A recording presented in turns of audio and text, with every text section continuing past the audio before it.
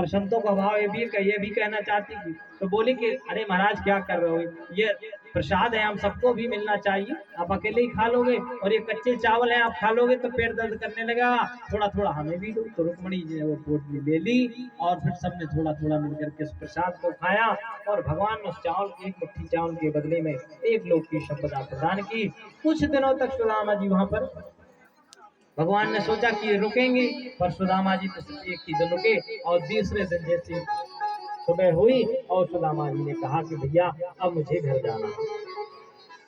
भगवान ने कहा नहीं नहीं, कुछ दिन रुको, सेवा करने का मौका दो, भैया मित्र के यहाँ आए तो कुछ दिन रुको। सुदामा जी के भैया बस सेवा कर ली तुमने, अब मुझे सेवा नहीं करानी, अब मुझे घर जाना है। और सुदामा जी घर जाने के लिए तैयार हो गए। भगवान भी ज्यादा नहीं रोका, ज्यादा भी नहीं कहा, ठीक है जाना है तो जाओ। और सुदामा जी जाने लगे तो पीछे पलट पलट करके देख रहे। क्यों? क्योंकि सुशीला ने कहा था,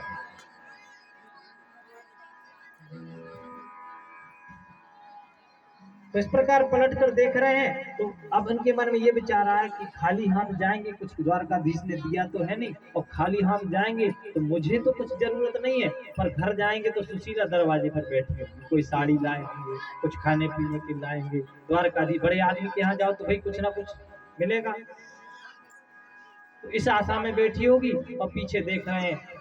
कन्हैया कुछ भाभी से कुछ संदेश तो नहीं भेजना? नहीं नहीं, कन्हैया बोले कुछ नहीं भेजना, आप जाओ। और महाराज इस प्रकार से भगवान ने विदा कर दिया।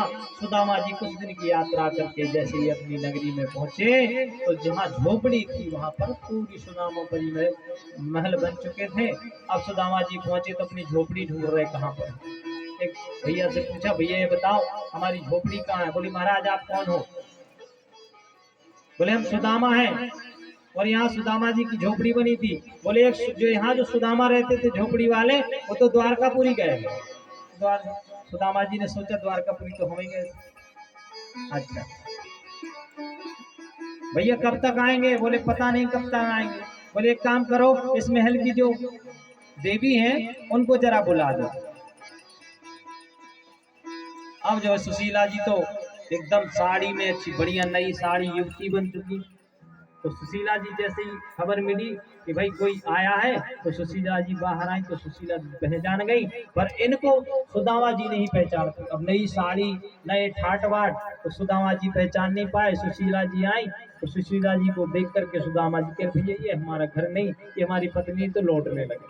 और जैसे ही लौटने लगे तो सुशीला, महाराज क्या कर रहे हैं, अपना ही घर है। अरे सुशीला आवाज पहचान गए, अरे सुशीला तुम, ये नई साड़ी ये ठाट बाट। और वहां पर जो है फिर भगवान का धन्यवाद किया, पर उतने पर भी सुदामा ने प्रसन्नता नहीं जताई, क्योंकि वो जानते थे समुद्र मंथन की कथा कभी अगर मौका मिलेगा, इस कथा में तो नहीं कर पाए, फिर अगली कथा अगर होगी या मौका मिलेगा तो मैं आपको समुद्र मंथन की कथा सुनाऊंगा कि जो रत्न निकले थे 14 रत्न, उन रत्नों का अर्थ क्या है, क्यों वो रत्न एक आगे पीछे निकले, बेसी पहले क्यों निकला, इसका अर्थ मैं जरूर बताऊंगा।